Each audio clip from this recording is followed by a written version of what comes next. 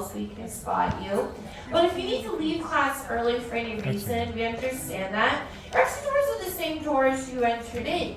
These three doors over here on the far left-hand side of the classroom, you just want to push the door on the far right like Danny's demonstrating, and they'll send you out on your way. For this class, we are going to be drawing a character who's going to have like a party later tonight, but he also is the main villain of the film of The Nightmare Before Christmas. So do I know who I might be talking about? Yeah, Oogie Boogie. Oogie Boogie, he's going to start with the basic geometric shape. All of our characters do. He's going to start with a circle. Though, as you pick up those pencils, you notice that something's missing on the end of the eraser.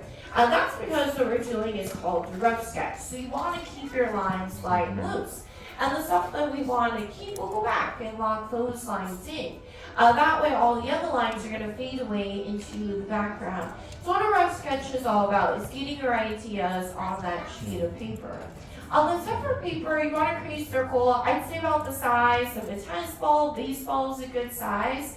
When sketching out your circle, make sure you're saying that whole entire arm when you draw, and not just the wrist. If you're just using your wrist, it's more like writing than it is drawing. But I'm going to lightly sketch out my circle up here. I promise to let you know getting into the darkening of parts. So we really want to keep your for this boogeyman. So just very lightly sketching out my circle. So as I'm creating lots and lots of lines in here, that's really what we look for our foundation. If you don't like one side, you can always round it out until you got it to the way that you like it. But within this circle, we'll also add in a few construction lines. These lines are going to help us anchor down the features of his face. It's not going to look straight ahead or in profile. It's what we call a 3/4 angle. Instead of having a line go right through the middle of this circle, I'm going to give my construction line a little bit more of a bend here to it. Kind of like you're cutting out like a crescent moon here along the inside of the circle. And this guy's usually looking down at everybody, so we're going to give him this like evil glare. So down towards the bottom third here of my circle, I'm going to sketch out like a stretched out letter U shape. So stretching it here from side to side.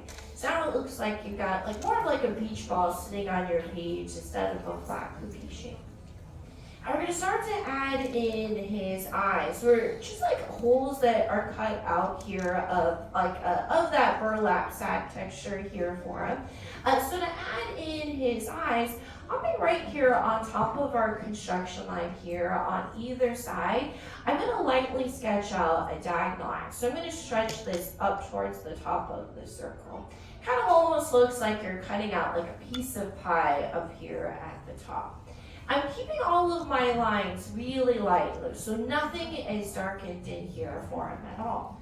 But instead of having this a straight line, I'm going to turn this into more of this like stretched out letter S, or you can also kind of think of it as like a wave shape here as well. So I'm still using that construction line here, or like that diagonal line that I sketched out, but I'm just turning it and giving it a little bit more of a flare here to it as well, to really kind of like arch those eyelids here for him too. And doing the same thing over here along the left-hand side. I even break outside here of that original circle too.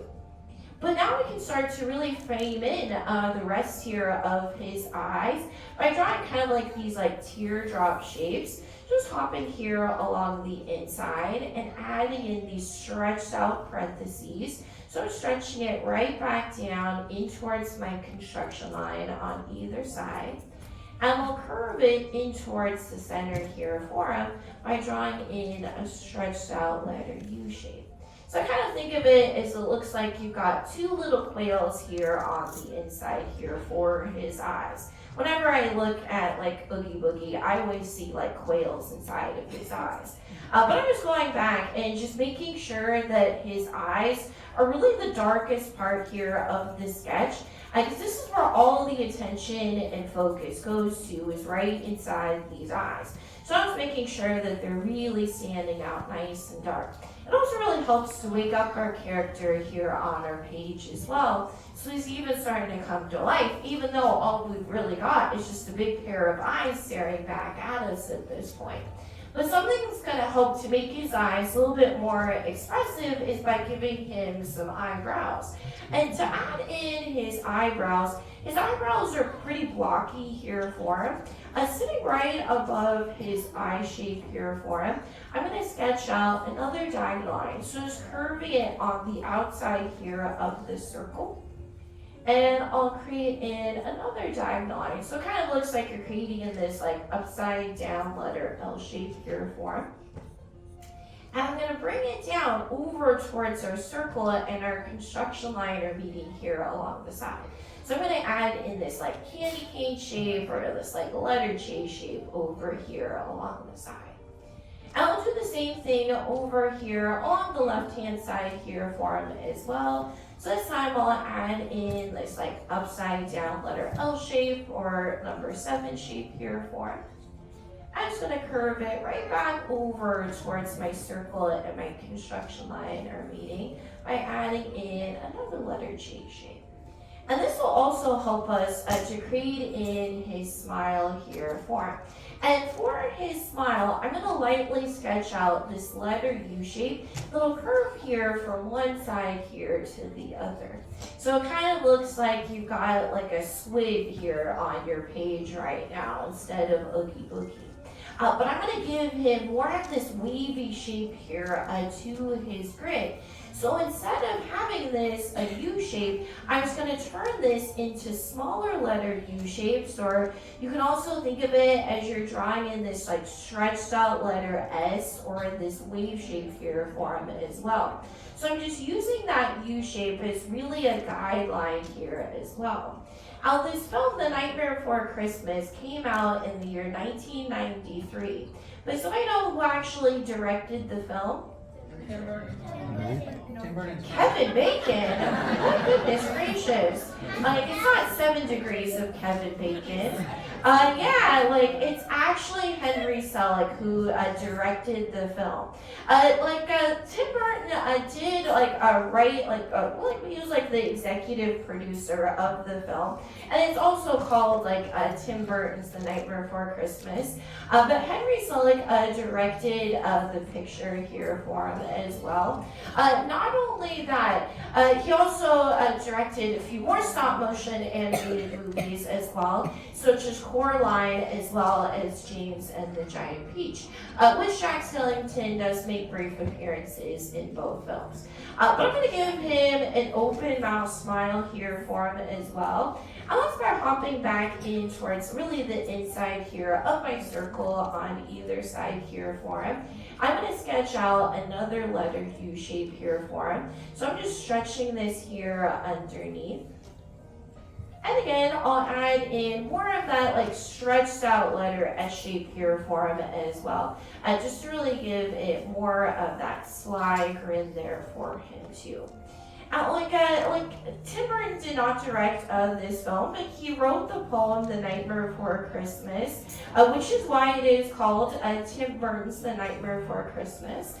Though the poem only featured 3 characters from the movie. Somebody know what 3 characters I might be talking about? Yeah, Jack Skellington. Zero. Yeah, Zero, his loyal ghost dog. And then you can't have Christmas without?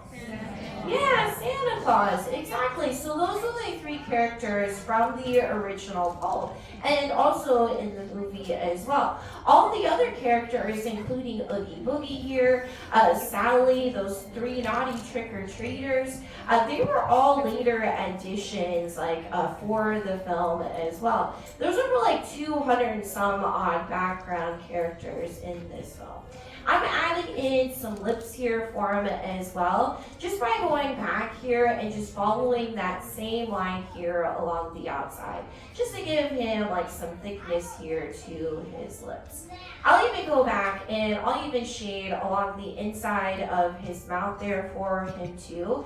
But if you want, you can even add in some bugs like crawling outside of his mouth there for him too. Not to be like any spoilers or anything, but the film has been out for like over like 20 plus years. So I'm just going back and just going shading along the inside of his mouth there for him. Just locking that all into place.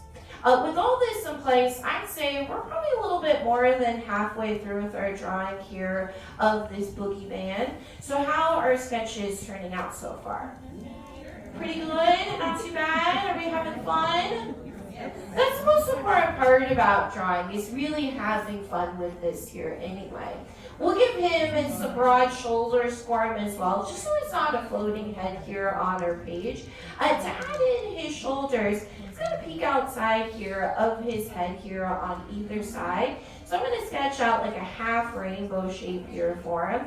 You can even lightly sketch right through the circle here as well, just so you know where his shoulders are peeking out here on either side.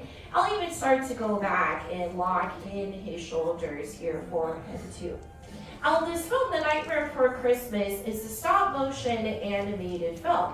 So they would have these little puppets and a set, and they would move the puppets just a tiny little bit and take a picture.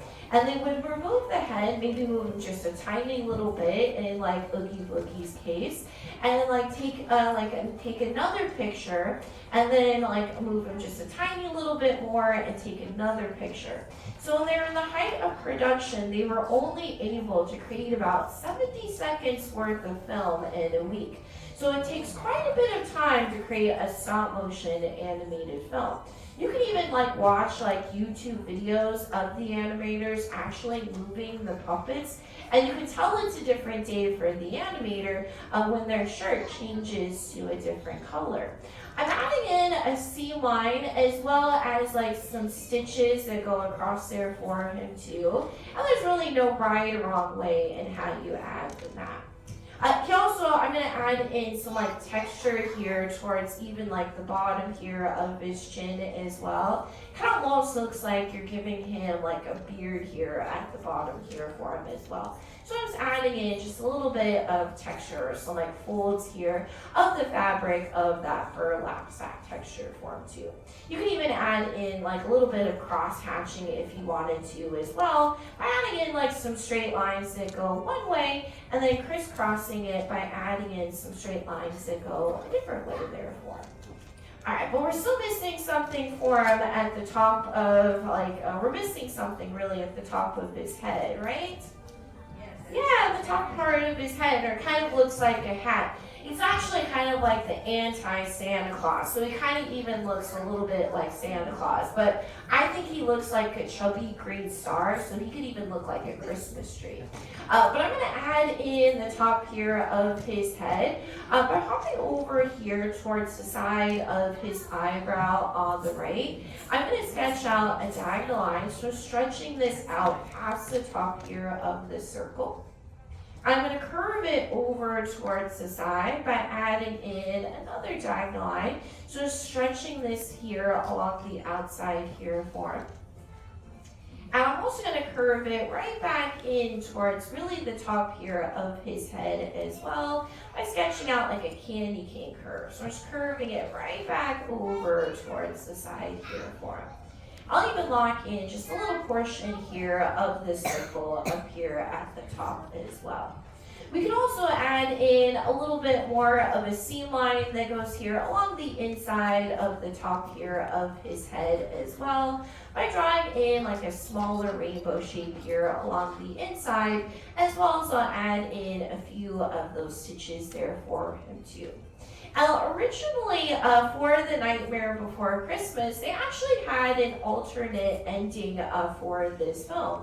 Like, Oogie Boogie actually was going to be like a complete disguise, and then it wasn't going to be revealed that it was going to be all bugs like inside of him. It was actually going to be Dr. Finkelstein that was going to be the ultimate villain of the film.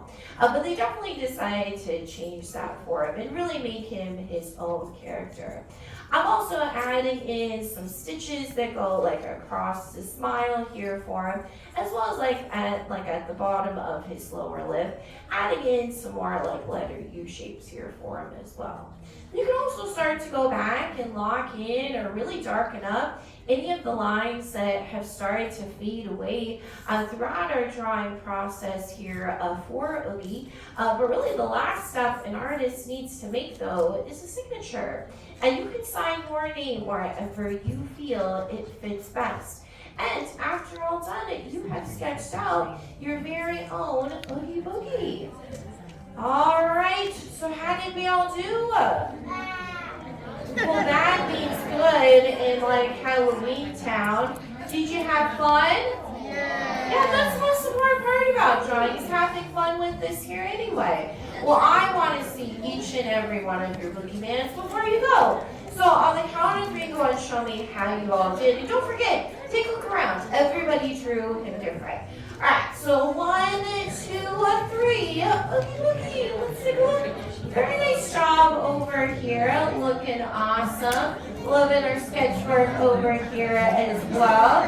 Look at these like angry eyes staring back at me. All I see is squirrels, so looking great in the back rows too, nice and dark with your sketch work over here.